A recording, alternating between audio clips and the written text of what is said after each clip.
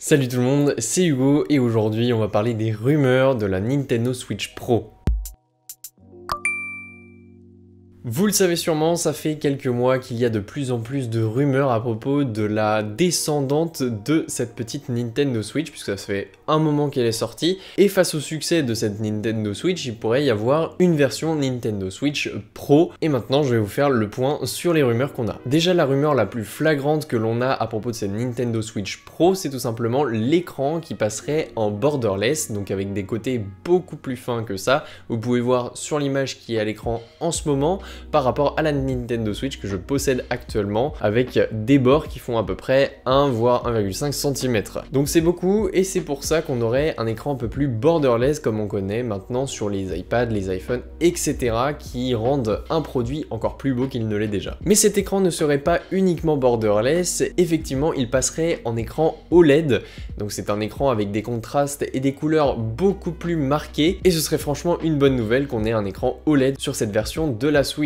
Malheureusement, ce serait un écran de 720p directement sur la Switch. Cependant, bien qu'il y ait de la 720p directement sur la console portable, à mon avis c'est plus pour la batterie, il y aura avec le dock la possibilité d'afficher le contenu en 4K sur les écrans externes. Donc ça, ce serait incroyable si ça arrive en 4K, puisque personnellement j'ai un écran 2K sur lequel est branchée la Switch et je suis obligé de l'afficher en 1080p, donc au final ça fait un petit peu mal aux yeux quand je passe de mon écran qui est en 2K à de la 1080p. Donc je parlais du mode fixe avec le socle etc. Sur ce même socle on aurait une prise Ethernet pour brancher cette Switch Pro en RJ45, donc pour vous permettre d'avoir une meilleure connexion directement sur votre Switch et de ne pas passer uniquement par le réseau Wi-Fi. Une nouveauté qui est moins visible sur le corps de la Switch mais qui est quand même importante, c'est l'addition de puissance dans cette Nintendo Switch, puisque pour apporter de la 720p et de l'OLED il faut un peu plus de puissance, et surtout pour les joueurs qui ont des jeux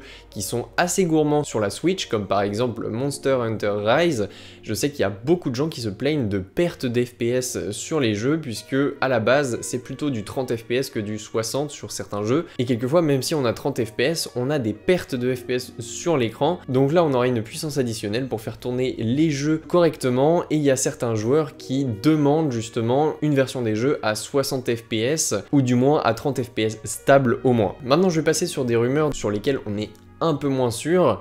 Alors premièrement, il y a des rumeurs comme quoi les Joy-Con pourraient être modifiés au niveau de la forme, donc avec cette image qui est actuellement à l'écran, sauf que je vois mal la Switch passer sur des manettes un petit peu plus difformes, étant donné que quand vous jouez à deux, d'avoir une manette uniforme, c'est clairement plus agréable, parce qu'on peut la tenir verticalement et aussi horizontalement.